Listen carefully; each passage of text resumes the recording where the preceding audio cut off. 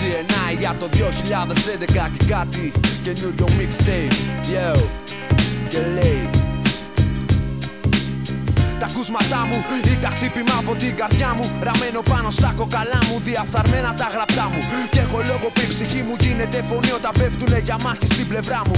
Έχω λόγο που κοιτάω τα βήματά μου, γιατί τα βράδια ξεχνιέμαι και δεν είμαι κάτω από τα σκεπάσματά μου. Κυκλοφορώ γιατί το άπετη φάση δικιά μου, κι είναι χαρά μου να μπλέκω τα συναισθήματά μου μέσα στην πόλη που τέφρα γεννάει και γαμάει την καρδιά μου. Στην πόλη που η φωνή μου γίνεται γκρίζο στα όνειρά μου. Στην πόλη που δεν αγαπά, μα δεν σέβεται και έχω λόγους να την κάνω δικιά μου. Γι' αυτό αφήνω το αποτύπωμά μου πάνω στα κυκλώματα, κύματα κάτω από τη μύτη τη δικιά μου. Γι' αυτό κουκράκια μου δεν είναι για εσένα τα αφεντικά, με αυτό που έχω μέσα στην καρδιά μου.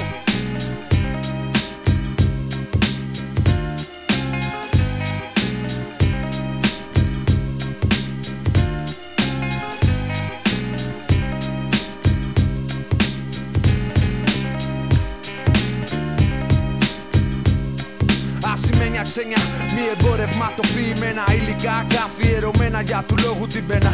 Μεταφρασμένα, ξαναβοντά στα κατεστημένα. Πιάνεις νόημα, είσαι του δρόμου αίμα. Επαρχαιωμένα, τοπικά δραστηριοποιημένα. Συναγωνιζόμενα, ποτέ χαμένα, ποτέ κλαμμένα.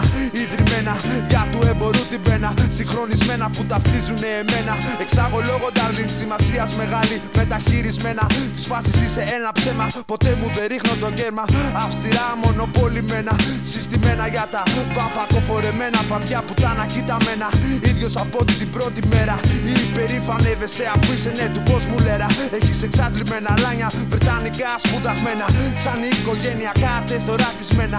Hey, όπα κάτσε πλάκα, έχω και εγώ οικογένεια. Έχω και μια ασθένεια. Πήγαινε στις φίλες σου τα μοντέλια και δολαροποίησέ τα για να περνάτε πάντα τέλεια. Για να περνάτε πάντα τέλεια.